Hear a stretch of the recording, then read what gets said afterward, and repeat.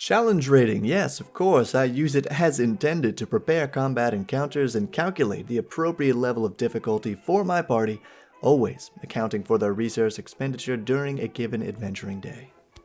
Oh, CR? Yeah, totally. Critical Role has been such an inspiration for me when I DM and trying to use what Matt does to really just bring out the best in my game and my players.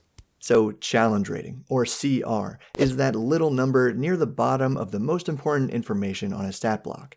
It's meant to give you an at-a-glance look at the difficulty rating of a monster, but there's a lot of behind the scenes to those numbers that you can use to really calculate optimal encounters for your group. So using CR can be anywhere really from an art to a science. And wherever you fall on that spectrum, in this video we're going to break down what CR really is and how you can use challenge rating most effectively for your game with some tools to help you do so, and the one thing you must remember whenever you're using CR to design encounters. Let's do this. Hey, Bob here, and welcome to Bob World Builder, where we learn how to have more fun playing D&D together. So hit that subscribe button for new videos every Wednesday under your subscriptions tab. Now, the Dungeon Master's Guide has some very math-heavy pages about the 4 levels of encounter difficulty, XP thresholds, multipliers, modifiers, budgeting for an adventuring day, but you don't need to use most of that stuff. I'd bet this is the first time a lot of you are hearing about it, and while I've read that section, I've never actually used those pages to calculate optimal encounter difficulty for my game, and I've been having fun playing D&D for a couple years now. But in those several pages of tips for setting encounter difficulty, there is one box of text about CR, what it actually is, and how you should use it. So let's break that down. When putting together an encounter or adventure, especially at lower levels, exercise caution when... Hold up. Exercise caution especially? No. Exclusively at lower levels. There should be no caution at the higher levels because encounter balance goes against a lot of what D&D should be. An immersive world where anything can happen, and your party will need to think their way out of just as many encounters as they can fight their way out of. Balancing encounter difficulty is really just a matter of trying to keep your party alive. And in the first few levels of the game, maybe level 1 to about 4 or 5, it is pretty easy for characters to die. So at level 1, when your party can get squashed by just about anything, it's good to use CR. And this is understandably very tricky, because if you're a brand new DM running for new players and no one knows what CR is, here's this other thing you have to learn about this whole game system you're trying to wrap your head around. So if that's you, we'll talk about an easy way to do that in just a second. But in my opinion, trying to balance encounters beyond level 5 is just very counterintuitive to what D&D is meant to be. Just lean into what is likely to happen in that type of environment and what's going on in the story that your players need to know about. Should you choose to use CR throughout your gameplay, it should be one of the last things on your list when coming up with encounters. Exercise caution when using monsters whose challenge rating is higher than the party's average level. Here is some simple, actionable material, and it's the way that I think most DMs actually use CR. Look at the stat block. It's a CR 4 creature. That means if you have a party of 4 level 4 characters, it should be a pretty fair encounter for them. If you have 2 monsters of that same challenge rating, now it's really sliding into the monster's favor. Even adding a CR 1 creature with that CR 4 one will make things pretty significantly harder for your party. And yeah, there's plenty of nuance to really doing this correctly, which we'll cover in just a minute. But first, here's why you need to look at that average party level. Such a creature might deal enough damage with a single action to take out adventurers of a lower level. For example, an ogre has a challenge rating of 2, but it can kill a first level wizard with a single blow.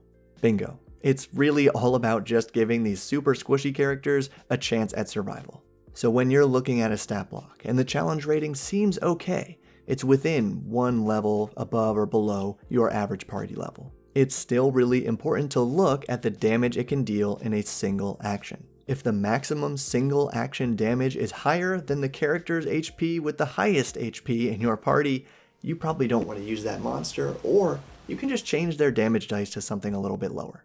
And many creatures, even at these levels, have multi-attack, meaning they'll be doing not 1, but 2 attacks of that same type per turn. thereby killing 2 characters in 1 turn and super likely spiraling toward a TPK. And like I said at the top of the video, this is all about giving those squishier characters, especially at level 1, a chance. But there's a whole style of play where people like those first level characters having a tough time. So leave a comment below about whether or not you think those squishy guys really do deserve a chance. And if you've noticed how even starter modules can be really unbalanced, check out my guides on the Dragon of Icespire Peak for help balancing all of those encounters. This summer I'll be publishing PDF guides of each of those videos on my Patreon, just like I'm doing now for Rime of the Frostmaiden. Liking, commenting, subscribing, and joining Patreon are all great ways to support the channel and me. So thank you. But now let's get back to the text. In addition, some monsters have features that might be difficult or impossible for lower level characters to overcome. For example, a Rakshasa has a challenge rating of 13 and is immune to spells of 6th level and lower.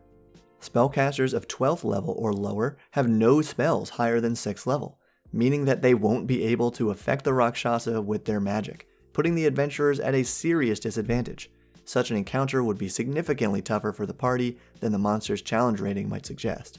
So this tells us that CR can be a great indicator of a monster's difficulty, but it's really important to read the whole stat block. That last line about challenge rating being kind of misleading is basically a subtle admission of this one thing you need to remember. Challenge rating has no context. No context. There are just far too many variables that the makers of this game could have ever tried to wrap into one single number. The number of enemies, the environment, and what's going on around the party during this combat.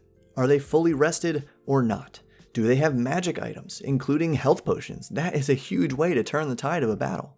CR is good for the mechanical side of D&D that needs to be kind of streamlined for Adventurers League play, but D&D always was and will be primarily a game for your friends and your family at home.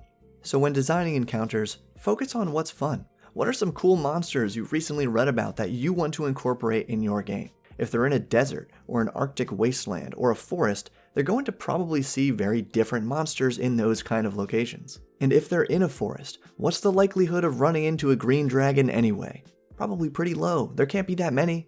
And something like a dragon, or many of the big, cool, just spectacular monsters in the monster manual, are things that will really affect your story. So really you should just be considering what kind of monsters you want your party to experience and why, not what number tells you to do so. Again, after about level 5 when a bunch of your characters have multi-attack, CR is the last thing you should be looking at when planning a cool encounter. But when you're in tier 1 or you just really want to make sure they're going to be okay during that adventuring day, use Kobold Fight Club.